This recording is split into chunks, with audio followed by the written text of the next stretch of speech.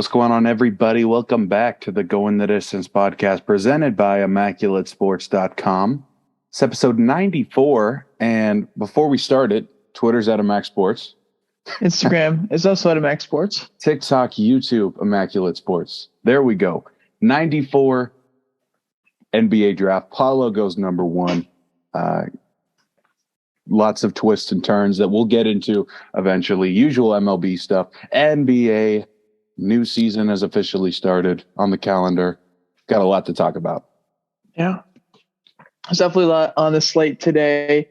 Player of the week, stuff like that. We're going to be talking about probably some downsides of some baseball teams and what they've been doing so far. And then we're going to be talking about the Pirates a little bit later too and what they got going on with some of the young guys in their system. And then halftime as usual. And then we get back from halftime and we're talking basketball the rest of the show before we get to our bets. And then that obviously be the end of the show. But without further ado, let's get into the opener, Skyler. What do you got here as the favorite thing that you saw from this past week? It's got to be the NBA draft for me. We'll get more in depth later, but top three picks, all power forwards. It's going to be a wings league. We can see that for sure. A guy like Ivy didn't get picked by OKC. That's how you know. Even those guys are in on the wings. And I don't want to spoil too much, so I won't say more than that. But Patrick Baldwin to the Warriors. Yeah. Little project we got there. Yeah, it's definitely Patrick Baldwin to the Warriors. That was one of the few spots that he could have gone and could have had a positive outcome, I think, because of just because the Warriors' needs right now aren't really in the spot of, hey, we need a guy that can come in and play 15, 20 minutes a night and give us a spark plug. We already got all that. So hopefully Baldwin ends up doing well. But the favorite thing that I saw of this past week has to be the M's and the Angels brawl on Sunday. We haven't had too many brawls over this past year or two, maybe because of COVID. But the last real notable one that comes to mind was Ramon and the Astros, I feel like, as far as like big fights with punches thrown and all that stuff. Yeah. But yeah, we definitely got one on Sunday when Jesse Winker was hit and then ran to the dugout. Anthony Rendon and all those guys got into it. We'll talk more about it later. But one thing that I don't think we'll talk about more later is Rafael Iglesias and how far he threw that sunflower pack of seeds. I don't think I've ever – I mean, I haven't seen a lot of packs of sunflower seeds be thrown in general, but I don't think I've ever seen anything like that thrown with that much force and just for no reason, honestly. He wasn't throwing it at anybody. He just made the people that clean up the field even more. So sorry to those guys. Bad on Rafael Iglesias. And that takes us to the Immaculate Sports Player of the Week, which we got to go with Shohei Ohtani because this guy just does what he does every single week. He just did it more this past week when he hit 2 home runs that were over 460 feet or something like that. His hardest hit home run, his farthest hit home run he both had. He had a game where he struck out 13 batters. And it just furthermore proves that Shohei is Babe Ruth on steroids. Yes, but we think he's clean as of right now. Yeah, he's definitely clean. I don't think Shohei's got any of the crazy stuff. I think he's probably one of those guys that got another drug test today, probably 35th one of the year already at this point. So I wouldn't be shocked if he's just getting tested every single day at this point. But it is episode 94, Skyler, so let's go ahead and get into our favorites. 94. I got to go with John Abraham, the last good edge rusher for the Jets. 5-time Pro Bowler and 2-time All-Pro once with the Jets. So hopefully we can get some of that. We had a big draft, lots of defense. So let's get another John Abraham. Yeah. I couldn't find a lot of 94s that I liked, Skyler. I really couldn't. So I decided to go with my least favorite 94, and that's the 1994 MLB strike that started on August 12th of 1994. Same thing as our previous little hiatus with the MLB, where it's the CBA and all that stuff, the lockout, and kind of weird. I can't imagine going through this in real life where the season just stops, like in the middle of the season. I mean, I know we had COVID and stuff like that, but besides like a pandemic, I can't imagine then we'll be just okay.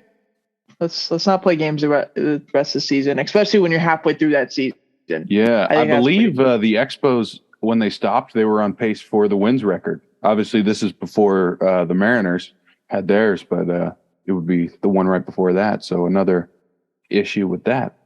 Yeah, it's definitely a lockout that changed the course of baseball. A lot of fans didn't want to go back to playing or watching games and whatnot. That's when the steroid era starts. And yeah, the game definitely changed from there. That takes us into our team reports now. Skyler, anything with the Jets this past week? No, actually not. But I guess I'll give you the Steelers team report because I saw something interesting about them. That Kenny Pickett's been working exclusively with the third string, and reporters for the team think it's very unlikely that Trubisky isn't QB1 at the start of the year. So there's my Steelers team report for you. Not a lot of news so far, which is other than Watson. We won't get into that yet. We'll wait until there's a decision. But yeah. I think Kenny Pickett and that whole situation. I mean, who cares if you don't start him right away? We see that a lot with a lot of guys. Herbert, even didn't even start week one, and Tua took a while for him. And I mean, I know Tua is not some crazy quarterback, but a lot of those guys, it took some guys some time. So Kenny Pickett not starting week one, not that big of a deal. As far as the Raiders go, I got nothing, man. OTAs broke at this point, so everybody's back home, making podcasts, doing whatever they want to do. Let's get to the spotlight now before we get to Where's Your Head Out. Skyler, tell me about why you put Nicky Allen, the A's middle infielder. Yeah, this is one pretty much just for the A's fans or fans of young talent. Nick Allen was a second base prospect for us, played in the Olympics, Team USA last year, and that just fast-tracked him. So we got the call this year. Started off really slow, but last week hit 270. He was leading off against the Yankees tonight. Just grounded out in the first inning, so nothing yet. But it's exciting, to have a young player who plays with energy, on a team that lacks all of energy. What I just said. Yeah. I want to talk about the Baltimore Orioles and their surprising season so far. Orioles have been one of the worst teams in the league for the last 5-6 years at this point. Going back to 2018, this is their year-by-year record. 2018, 47-115. 2019, 54-108. 2020, a little bit of an uptick, I guess, 25-35. But again, that's only 60 games. They didn't make the playoffs that year either. 2021, 52-110, and then this year they are in last place, but they're at 35-40. But I think the craziest part about all this stuff is that the two best players that they've had the last 2-3 years haven't been producing or have been hurt. That starts with John Means, who's getting Tommy John surgery right now. He's out for the rest of the year, obviously. And then Cedric Mullins, who was their main guy these past few years, and we thought, hey, maybe this guy gets traded, gets a good return back.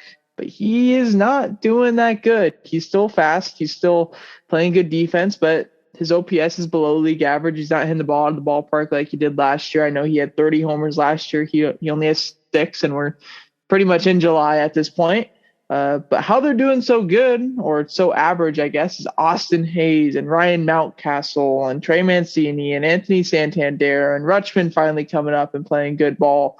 And then their pitching. Tyler Wells has been a big part of this. Blanking on his name. Dean Kramer, who's starting today, has been really good in his 4 starts up. Jorge Lopez, who they moved to the bullpen after terrible years in the rotation, he has been absolutely amazing for them. Dylan Tate's been good. Felix Bautista's been good. They just got a lot of guys that are playing well finally. And as a fan of baseball rebuilds and seeing how they all work out and stuff like that, I can see that this Orioles rebuild is finally starting to come together a little bit. I know we're not going to see Grayson Rodriguez this year because of his injury that he sustained about a month back. Is probably going to hold him out for the rest of the year, but it's cool to see the Orioles finally not be the worst team in the league. Yes, that being said, let's go ahead and get to Where's Your Head At and start it off with the player, pitcher, rookie of the week. Skyler, who is your player of the week? My player of the week has to be Shohei Ohtani. Gets the double nod here for us. 8 RBIs in a game with 2 monster homers and then 13 Ks in the very next game. Also, Kyle talked about his farthest hit ball ever. It's like 462, or hardest hit ball ever against the Mariners. Another game winner. So he's got to be my player of the week.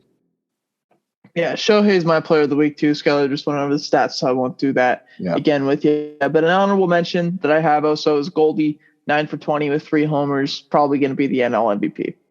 On to the pitcher of the week. Also Ohtani, no runs over 8 innings in that 13 strikeout game. I did not go with Ohtani. I went with Christian Javier here in his 7 innings, no hits against the Yankees on that combined no-hitter on Saturday against the Bronx Bombers. He went 7 innings, no hits, obviously no runs, 13 strikeouts, and dominated the Yankees. Something we really haven't seen at all this year. Decent game. Yeah. On to Rookie of the Week, Skyler. Who do you got? Got to go with Spencer Strider. 6 shutout innings, 7 strikeouts against the Dodgers. I'm going to go with Adley Rutschman here. We've seen Adley be really slow in his first couple weeks up in the big leagues. Now he's finally starting to get together. 7 for 19 with a couple bombs.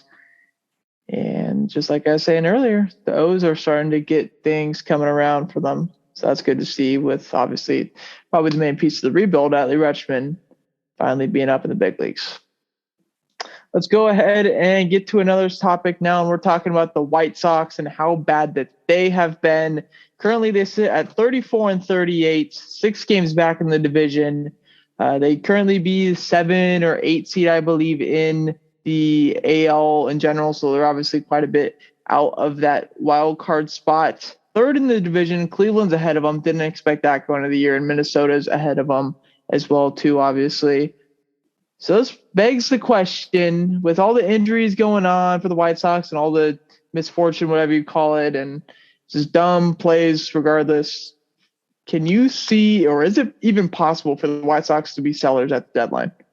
Yeah, I think it's possible because they have a manager who will be fired soon, an older roster, and they have the worst ranked farm in MLB right now. They got to make some changes because this core right now is obviously not doing it for them, even if they have been injured.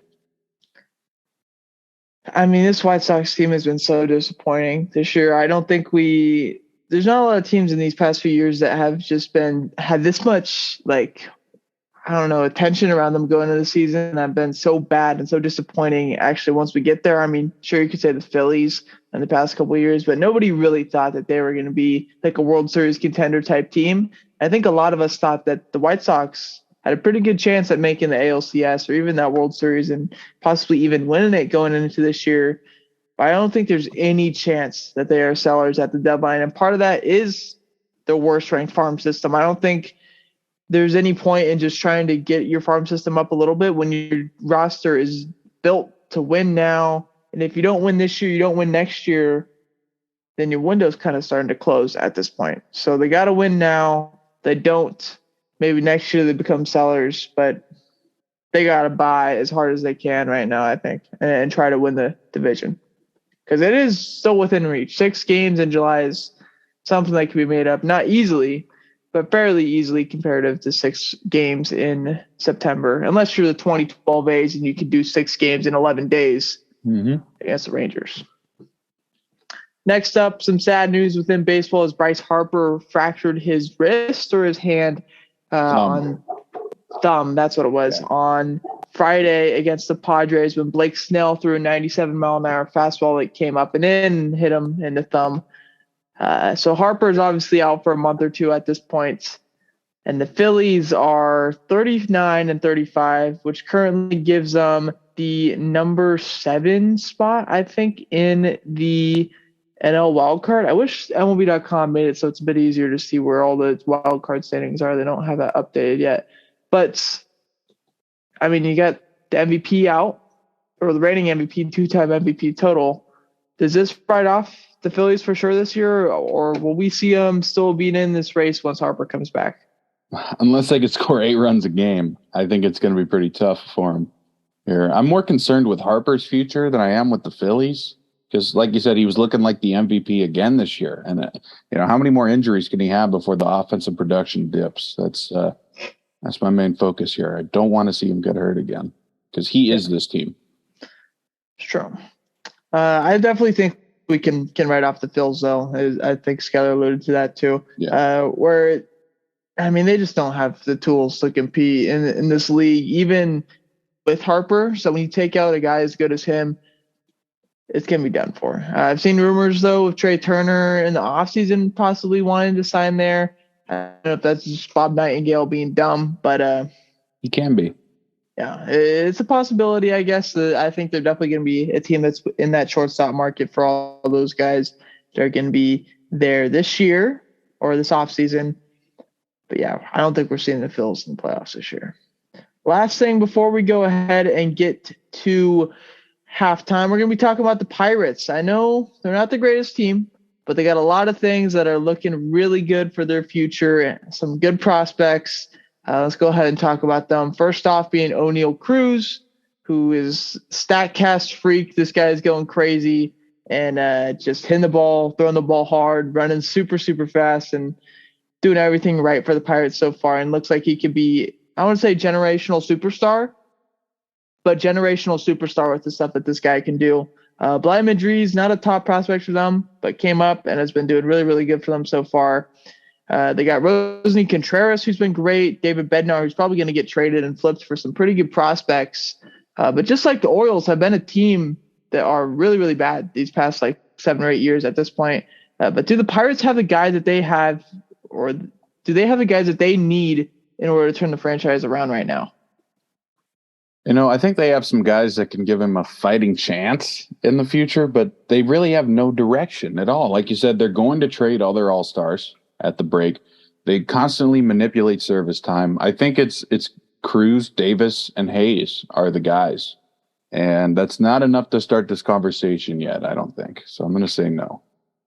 I actually really, really like what the Pirates have going on. And maybe that's just me being a bit dumb or me trying to think of just something good to see the Buccos be good again, because they've been bad for a long, long time. And I think their fans deserve it at this point. But this team, they got some guys. If Henry Davis comes up and just be as good as the number one prospect, or not number one prospect, the number one draft pick that he was just last year. They got Nick Gonzalez, who has one of the best hit grades in all of the minor leagues. They got O'Neal Cruz, who looks like this guy that is crazy good. They got Brian Reynolds, who I think is going to stay at this point. They got Cabrian Hayes, who is there. Jack Sawinski, who's not hitting for a high average, but has a ton of home runs already this year. And they got pitching that might be able to come around. Rosny Contreras being one of those guys. Quinn Priester being one of those guys. And they're obviously going to get a top draft pick this year. I assume that probably goes towards a pitcher, maybe. I think that'd probably make more sense to them than drafting an infielder or an outfielder, whatever it is. Or they'll just underslot a high school kid. Yeah, probably. And they're going to get a good prospect back with David Bednar. So I think the Pirates are still a couple years away, but you can see the pieces starting to come together. If I'm a Pirates fan, I feel good about this team in a couple years. Let's go ahead and send it to halftime, Skyler. Tell me about the Ole Miss Rebels winning their first ever college baseball World Series. Yeah, they swept the Oklahoma Sooners 2 games in the final, 10-3, and then 4-2. And it's good for Mississippi, man. Miss State won it last year, Ole Miss this year. Obviously, I didn't pick them originally, but they were my backup in case Texas choked, which they did. So I'm happy about that. And interesting thing here, and maybe it's just how weird this college baseball season was. Neither of these teams were ranked in the last rankings in the final. Even in the top 4, the only ranked team was Texas A&M, and Oklahoma swept them. So, yeah, pretty interesting. But congrats to Ole Miss. Next is MLB draft season, like we were talking about. So maybe we'll have another look at those prospects. And one of the things I think is pretty cool, sorry if I cut you off a little bit there, Skyler, but it's cool about college baseball is that, and when comparative to college basketball, when you get to the tournament, hey, there's maybe 7 or 8 teams that could possibly win this thing. Get to college football, there's maybe 2 teams that can win the college national championship. Yeah. I don't think there's really a 3rd or 4th team that's usually in that same grouping. But in college baseball, there's 64. You get to that spot, there's 64 to 68 teams that can just go ahead and win it all. And that's what makes it so good. We saw Tennessee not even make the College Baseball World Series. We saw all top 3 seeds be gone by the second round of the College World Series at that point. I mean, it's baseball. That's the purest thing to say. It's just baseball, and it's really cool to see. Oh, yeah. All right, next we'll talk about the brawl that was in Kyle's opener, Mariners and Angels. I have the list of all the suspensions.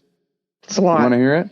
Yeah, I mean, we might be here for a couple hours, but it's definitely worth it. All right, we'll start off with the Angels. Manager Phil Nevin, is suspended 10 games for the intentional throwing by pitcher Andrew Wantz while warnings were in place, is the quote. When I talk like that, those are the quotes from the umpires. Okay, before we get to Andrew Wantz and all those guys, I do feel bad for him, Andrew Wantz, because this dude was just in there to throw at guys. That's the only reason why the Angels started this guy. They were going to start Jose Suarez, and then like an hour before first pitch or even later than that, I think they just said, Wantz, you're getting in there. You're throwing at J-Rod. They missed J-Rod's head. I think that would have been absolutely terrible if they did that. Yeah. And then obviously hit Winker in the back. But this guy Wantz was literally just in there to throw out guys. So that is tough. All right, you ready? Mm-hmm. Injured third baseman Anthony Rendon suspended for 5 games, which he'll need to serve when he returns to action, expected to miss the entire season, would push the suspension to next year. Rendon is also not allowed to sit on the Angels bench for the next 7 games.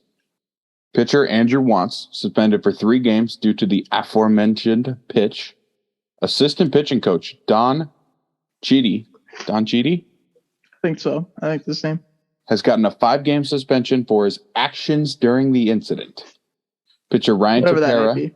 Yeah. Tepera got 3 games for his actions. Iglesias, 2 games for his actions. Bench coach Ray Montgomery, 2 games.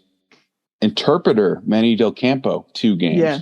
Their Spanish-speaking interpreter got suspended. How is Luis Renifo going to talk to his teammates? How's that going to happen? It won't. Catching coach Bill Hasselman, 1 game. We'll get to the Mariners. Outfielder Jesse Winker suspended 7 games for his actions that caused the incident to start, and for fighting. I don't know if he caused the incident to start, but I wouldn't say this. He started the altercation. I wouldn't say the incident, but like the actual he didn't need to go to the Angels dugout, but he was kind of provoked. So. Mm-hmm. Or the physical part. We got J.P. Crawford, 5 games for fighting. Yeah, that guy. Okay, before we get to J-Rod, J.P. Crawford, I thought he was going to get the worst of it because if you look at the footage of this fight, he's in there just throwing haymakers, not left and right, just the right side because that's all he was using. But I mean, this guy was trying to kill somebody. Yes, he was. And the last player, like you said, is J-Rod, 2 games for his actions. They say this started when reliever Eric Swanson threw high and tight to Trout a couple of times, and that's why this whole thing started. I was watching that game, not the game of the brawl, the game before, and Trout had a couple pitches go over his head. I was a little frightened about that. I remember I had Mariners money line that night, and that M's ended up winning the game, but Swanson was in to close it. And I remember being in the party and talking to you guys, and Swanson throws one up and in. I'm like, oh shit! Like Trout does not look happy about this stuff. It kind of just went by my head after that. I thought it'd just be a day-to-day thing, but I mean, you could tell like when that happened to Trout that this dude was not. He's not fucking with it. Oh yeah, and that's all for the brawl. I think we covered most of the big injuries this week, so we'll get into the one trade that happened. Carlos Santana. Go unless you got something. There is 2 injuries sustained from that brawl. Oh yeah. Archie Bradley broke his elbow. He'll be out for a month. And Luis Torrens, catcher for the Mariners, hurt his shoulder, and he'll be out for I don't know how long, but he's on the 10-day IL, which provoked this trade that Sky was about to talk about. Yeah, obviously they need some guys in there. So Carlos Santana going from Kansas City to Seattle for cash or with cash. And Wyatt Mills. Yeah. Thank you. And I don't think you can play catcher anymore. Yeah, not at this point. But it's a body. Yeah. First notable trade in a while. So there it is. Also, this isn't like some, need a guy, let's just trade for some random guy move. First off, this is Carlos Santana's second time on the Mariners. He got traded to the Mariners from the Phillies with J.P. Crawford a couple years back, and then went to the Guardians or the Indians at that time 10 days later. That was for Gene Segura, right? I believe so. Okay. I believe that's what it was. And so Santana got off to a terrible start this year. I mean, one of the, I wouldn't say consistent, but one of the pretty decently consistent guys in the MLB the past 10 to 15 years. He got off to a terrible start this year. But in the month of June, he's been hitting 385. So this might be a pretty decent bat in that lineup. Yeah, definitely keep an eye on it. There you go, Dilly. Something to root for. Yeah. Not a lot to root for. That is halftime. Let's go ahead and take it to the second half here, where we are talking just basketball now. First thing that we're going to talk about is John Wall, his buyout with the Rockets and his agreement. I'm doing air quotes right now. Obviously, You guys can't see that. Agreement with the Clippers to join them for this next season and kind of build a big three with PG, Kawhi, and John Wall. How does this change your outlook on the West, if at all? What do you think of this move? When we talked about this, it was either last week or the week before. I thought it was possible that the Clippers could win the West if they stayed healthy. And obviously, we haven't seen a full season of John Wall since 2017. But in 2017, they were a game away from the Eastern Conference Finals. I don't have the highest expectations for this, another air quote, big three. But I'm not going to count them out yet. I like this move a lot for the Clippers. I talked about this Clippers team. I'm not sure if I ever did it on the show, but I talked about it in our parties multiple times on PlayStation, where this Clippers team learned a lot from this past year. I mean, no PG for most of the year and no Kawhi, obviously, for the whole year. Gave Reggie Jackson a lot of big-time moments, a lot of big-time shots. Luke Kennard was playing some big minutes. Ivica Zubac, Morris, all their guys that usually wouldn't be playing these big spots are playing these big-time moments and got to play in crunch time. And so I think that was a big learning experience for this roster, and I think it's going to help them going into this next year if they get all three of those guys back healthy. Because if that trio is healthy, this team is probably the second favorite team in the West besides the Warriors. Next up, Kevin Durant. This guy, I don't think he's going to the Clippers. He might at this point. Who knows? He likes building super teams. But there's a lot of rumors about him leaving the Nets this offseason. Do you think the Nets actually do end up losing KD? And if they do, where's he going? I think the rumors started because of Kyrie. And now that Kyrie is going to stay there, at least for now, they should be fine. I think that's all KD wanted. Now, on to Brooklyn. In my scenario, everyone stays. They need Simmons to actually play or another guy to play defense or ball handle when Kyrie disappears. But other than that, they should be okay. Yeah, this team, I mean, first off, I do think KD ends up staying. I think Kyrie actually accepting his player option or whatever it was very, very shocking to me. But after reading more about it and realizing that they really didn't have a other spot for Kyrie to go quite yet because not a lot of teams were expecting him to be a free agent. He was kind of like, okay, let's just wait a year, play another year with the Nets. I'll take my $40 million. Exactly.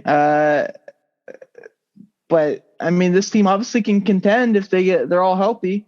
So we'll see that, but that's a big if they're all healthy and willing to play basketball when you got Ben Simmons and Kyrie Irving on the same team. Alrighty, moving into our next topic here, we are talking about Bradley Beal and something interesting that I've been thinking about. So we have Damian Lillard, who gets a lot of slander on the internet about, why are you just staying in Portland? Like the Blazers suck, and they're just clowning him on just staying in Portland and not ring chasing, yet other people get pissed at ring chasing. But Damian Lillard gets a lot of slander on the internet, is what I'm trying to say. And there's Bradley Beal, who is practically doing the exact same thing. He's staying in Washington, a team that we know isn't going to win anything. He just signed the Supermax. That's why I say this, a 5-year, $248 million deal with the squad. So why doesn't Bradley Beal get the exact same slander that Damian Lillard does? I think he does. And I'll get into where I hear it later, but I'll talk about why I think it's somewhat deserved. I think, sure, he's a top 40 player in the NBA, but I don't think he's a max player. We were talking about this last night. I think his best days are behind him. And I don't mean to hate, but I don't see him averaging 30 points per game again. He's obviously not a number one option on a good team. And talking with friends who are basketball fans and other news sources outside of ESPN and Fox, it seems like Washington did what they felt like they had to do, not because they felt he deserved it. And maybe that's why he doesn't get as much slander, because it wasn't really his choice yet. They were stuck. They're not ready to start a rebuild, I guess. Yeah. I'm going to be honest with you. I don't understand why. I think Beal should get more slander than Lillard does, because at least Lillard took his team to the conference finals once. That's not something Beal has ever done, and he's never really been that guy on that team. I think even in the years that team was really good, even if Beal was the best player, John Wall was the face of the team, obviously, was the number one pick and had that whole mantra before he even got to Washington. But it just doesn't make sense to me. I think Bradley Beal, this is one of the dumbest decisions he's made in his career, to stay in Washington. Why not go play for somewhere else? I don't think the Wizards are a smart team. I don't think they're in the right direction. Telling a man to reject $250 million is pretty tough to do. But when you can probably go ahead and get $200 million and go play in a city that wants to win, I think you had to go ahead and do that. So my prediction is, for years he's been saying, just get me to 2022 and then I'll decide. So I think that's why another reason maybe why he took the max from Washington is next year he's going to demand a trade anyways. So he might as well get paid before then. Yeah. NBA contracts are so weird. It's very confusing when it gets to it, because everybody, it seems like all these big time players are paid the exact same amount of money. So good for Bradley Beal, I guess, on your money. And you get May and June off every single year. So there you go. It is free agent season. So before this free agency period actually starts, we do have to get into some predictions. So we have like 5 or 6 of the top free agents or possible free agents going into this offseason here, predicting where they're going to land. And that starts off with James Harden, who has a player option with the Sixers. He's expected to pick this up. I'll just run this one by you quickly. Do you think James Harden stays in Philly? If not, where would James Harden play next year? Yeah, he's going to stay in Philly. They weren't too far off last year, and that's without that much time to click with everybody, too. You know, with a fall offseason, I think they're the favorites in the East. Yeah, I don't know if I call them the favorites. I definitely still like Boston or maybe even Miami more than them. But James Harden is definitely staying in Philly, and I don't think it works out too well for them. On to our actual for sure free agents. These guys are hitting the open market. I think they're all unrestricted free agents too. So I don't think even them. Yeah. Ayton's restricted. Gotcha. Yeah. Well, he's kind of unrestricted at this point though, because of how the Suns aren't going to pay him. But first thing that we're talking about, or first guy that we're talking about, is All-Star Zach Lavine. Skylar, where do you see Zach Lavine playing basketball next year? Lavine's going to get the max from Chicago. It's an exciting first half last year. And I think it's another situation where Chicago feels like they have to, just to make sure everyone's happy. They have to do it because they weren't that bad last year. And everyone will be happy except for KD, in case he wanted to go to Chicago. He won't be anymore after this. But yeah. I am definitely saying Lavine staying in Chicago as well. I like this team when healthy. I think if Lonzo stays healthy, DeRozan, who was healthy all last year, continues to be healthy, Lavine doesn't get hurt at all this year. This team is a team that can probably compete in that top 4 or 5 range within the East. But something's got to change, whether it's in the locker room with these guys, something, because they did not beat anybody good last year. They literally did not. They just didn't. They didn't do anything against these top teams. And obviously, you can't really do anything in playoffs if you don't beat good teams. So something's got to change. But I think getting rid of Zach Lavine is not going to be something that the change of good. Yeah. Next up, DeAndre Ayton, former number 1 pick. Skyler, where do you see him playing basketball next year? I have him staying in Phoenix. You ready for this? Really? I think what happened last year is just way too weird to be true to me. I don't think Phoenix would match a max. However, I think they will match whatever BS the Pistons or Atlanta would offer. The one thing, though, that could happen is Atlanta sign and trade, because I know they're trying to get rid of either John Collins or Capella or Okongwu to get this guy. But the fact that there hasn't been many rumors about a trade with any of Atlanta's big men yet makes me think, as of right now, I don't think it'll happen. So I have Phoenix matching a non-max deal. Gotcha. One of the things I've seen with the Hawks is them doing a sign-in trade with John Collins and DeJounte Murray. That's something I have seen. I don't think that happens because the value doesn't really line up there, and I think the Hawks would have to give up quite a few picks in order to get a guy like DeJounte. But I think DeAndre Ayton plays basketball in Detroit. I wouldn't say it's a good time to be a Detroit Pistons fan, but this is one of the better times within the past 10 years to be a Pistons fan. They got Cade, they had Jaden Ivey. I think me and Skyler both talk about him a little bit more later on in the show. They just traded away Jeremy Grant, which opens up some cap, and they can get a good center. And DeAndre Ayton, he's not anything crazy, but he's a building block for this Pistons team that could really be something. So I like this move if they do end up doing it. Gets those young Detroit guards a big to play with. Next up is Miles Bridges. He has had a very interesting short offseason. Posted him drinking lean and rolling a blunt on Instagram about a week back. So we'll see how that affects his market with the Supermax. But where do you think Miles Bridges ends up playing basketball next year? Miles Bridges is perfect for Detroit. They traded their wing, Jeremy Grant, last year. They drafted a big and a guard. They have the money.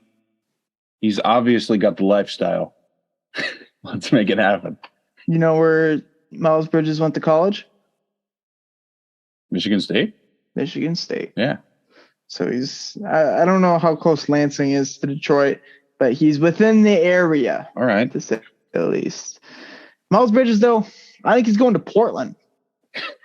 Fuck. Lean's probably legal over there. So he's probably all good over there in Portland. I think. I mean, if they pay him, then he wouldn't hate it. Portland also makes sense because they got a lot of money. That's one of the few teams that has a lot of money, and I think they're kind of desperate to get a guy, even though he's not really some super top of the line guy, just because I think they see Dame starting to get upset. And they see that, hey, if we don't get a guy for Dame here, he's going to want to leave. So Miles Bridges becomes that guy. Nurkic, if he's healthy, he's obviously pretty good too. Anthony Simons, if they stay too, probably going to end up being a fringe playoff team. Last guy that we're going to talk about, this guy's giving me this look. I say that because Dame's that dude and he's better than Bradley Beal. Except for the Kings, man. The Kings ain't shit, dude. Oh, my God. Okay, Jalen Brunson. Where do you think Jalen Brunson plays? Jalen Brunson's going to the Knicks. Maybe it's the worst air quote sweepstakes for free agency we've seen ever, but he's a solid player. Don't get me wrong, but should be at least 10 times what Kemba was for New York. And there's been some reports this is already looking likely. So I like that I have this. Yeah, I have Jalen Brunson going to the Knicks as well. I think this is going to end up sucking for Jalen Brunson, though, because if the Knicks get Brunson over Donovan Mitchell and Donovan Mitchell goes somewhere else or stays in Utah, they are going to expect Jalen Brunson to be Donovan Mitchell. Yeah. And we know how that fan base is and how ruthless they can be. And if you don't perform good right away, you're bad for life.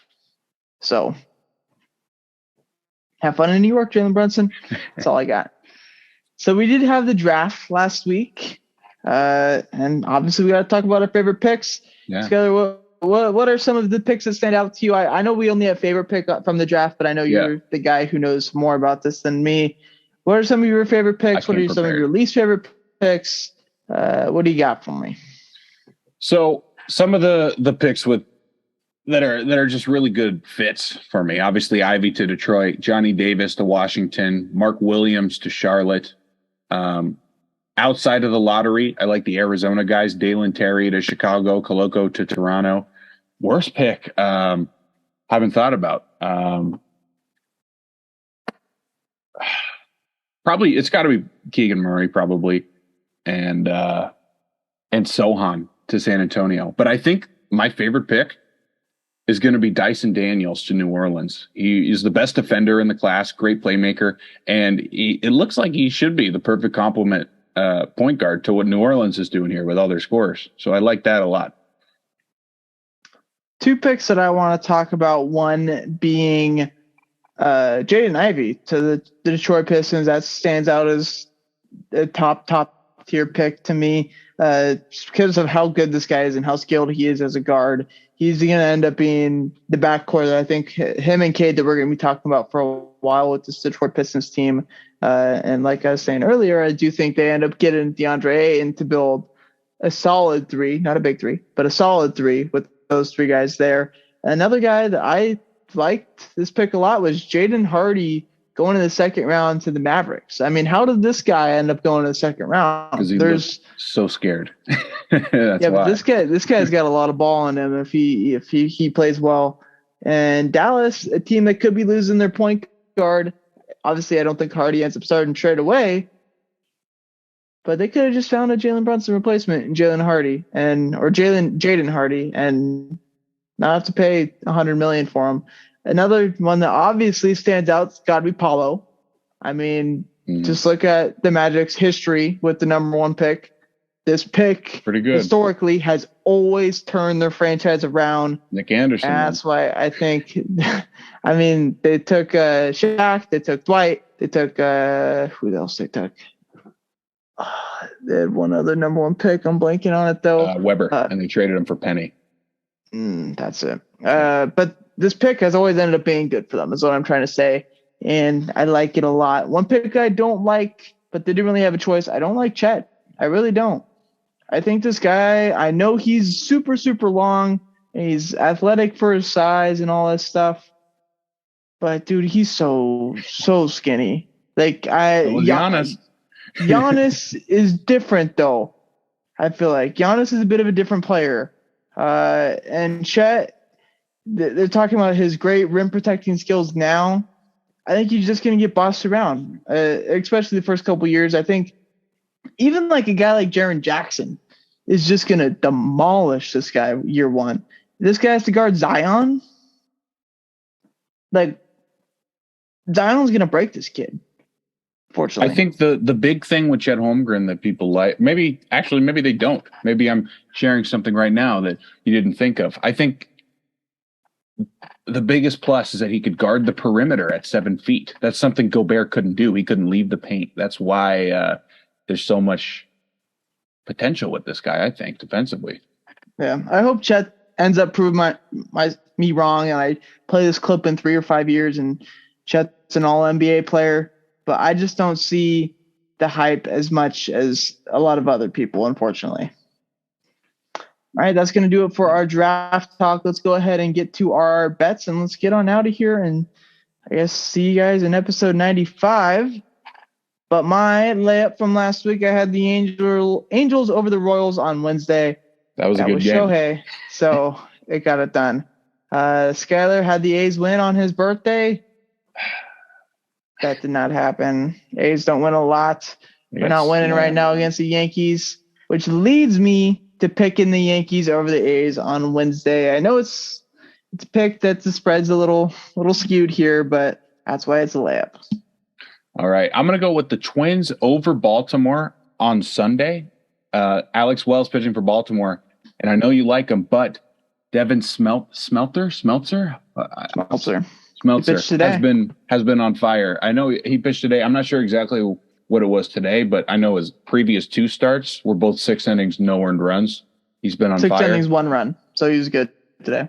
Oh, okay, very nice. So we're sticking with Smeltzer, who's on fire in Minnesota. Yeah. Last week, bold prediction. I had the Giants sweep the Reds. That did not happen. Skyler had the Dodgers win the series in Atlanta. They good there. This week, I have the Cardinals sweeping the series versus the Phillies. The Cardinals are good. The Phillies just lost their best player, and I think they're kind of running off of that. I don't know that it's not a high, but like usually sometimes when you have your best player get hurt, you have that little bit of extra motivation the first few days, and then after that, it kind of dies out. I think it's dying out for the Phils. I'm going to go with the Padres to win the series at the Dodgers. Machado should be back in the lineup for this series, and the slight underdog road series win has been working for me recently, so I'm going to stick with it. That's a 4-gamer too, so okay. There is part of that. We may get a yellow. Yeah. Well, I mean, if they tie the series, that's not a win the series. So we'd see red. But we'll see. Oh, I see. Okay. All right. That's going to do it for episode 94, though, guys. We will see y'all in episode 95 next Tuesday. Go Nick Allen. Adios. Yeah, I'm cool with that. Go Nick Allen. Yeah.